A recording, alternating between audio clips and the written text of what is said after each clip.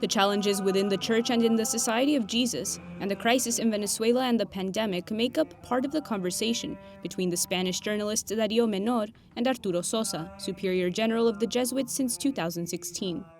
Dario Menor compares him to the cannonball that wounded St. Ignatius of Loyola 500 years ago, and which changed his life and the lives of millions of others. They cover topics ranging from the human to the divine. One of the most anticipated pieces of their conversation is the relationship between the Venezuelan Jesuit and the first Jesuit Pope. It's obvious that there is strong agreement on the big themes, such as the denunciation of clericalism, the commitment to synodality, and reaching greater harmony. Although in the book it is very clear that the Society of Jesus does not try to influence the papacy, nor the papacy influence the society, that they are separate beings in the Church, and that each one has its own identity. Among other topics, they discuss the challenges the pandemic has posed to the work of the Jesuits. There has been tremendous creativity all around the world in taking advantage of this opportunity to deepen the commitment to the mission of reconciliation and justice. Among the 270 questions and answers, Dario Menor recounts that he was struck by how St. Ignatius was even able to leave his discernment to a mule. Shortly after he was wounded, he was on his way to Manresa on the back of a mule. He meets a Muslim who speaks to him about the Virgin Mary in terms that for him are an insult, and he reaches the point of thinking of killing this Muslim, but he leaves the final decision in the hands of his mule. We must remember that Ignatius was a soldier, since he decides that if he goes one way, he will go at the Muslim, while if he goes the other way, he will not.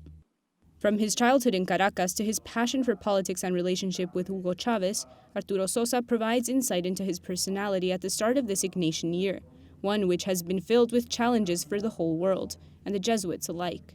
At this time, we have about 200 Jesuits hospitalized and many others infected. In the month of April alone, 28 Jesuits died in India, but in all countries there is a great willingness to continue. The schools have not stopped, the work in the parishes, the social centers have not stopped, and we have even found different ways to conduct the spiritual exercises. The book was presented to Pope Francis and is published in English, Portuguese, French, Italian, Polish, Dutch, Tamil, Vietnamese, and Arabic, offering a 360-degree view of the Jesuits 500 years after the conversion of their founder.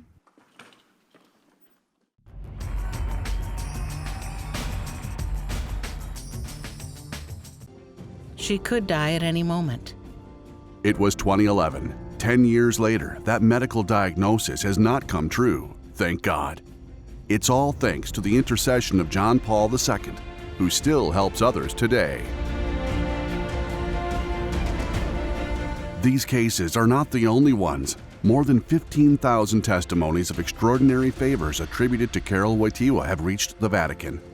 Even a relic with a few drops of his blood gathers crowds in the streets and lead to countless new miracles. John Paul II is still alive.